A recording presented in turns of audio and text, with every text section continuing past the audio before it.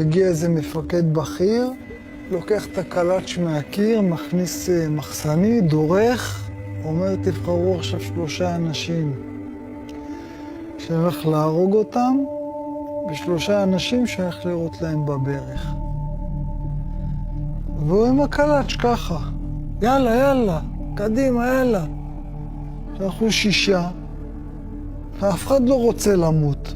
אנחנו מתחילים לנהל את הדיון בינינו, וכלום, והוא, יאללה, יאללה, יאללה. בינתיים מהצד השני המפקד שלנו רואה שאנחנו לא מגיעים להחלטה, אז הוא עשה הגרלה.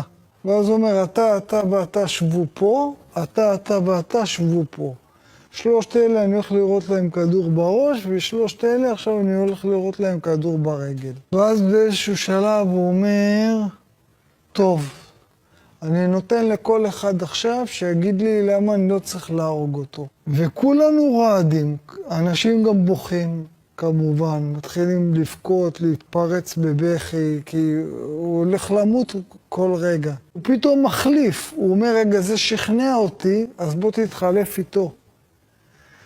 ואז הוא מחליף ביניכם. ואז אחרי איזה שעה שהוא רואה את כל ההתבחבשות הזאת, פתאום פורק את הנשק, תעיפו אותם מפה, יענו, ויתרתי לכם.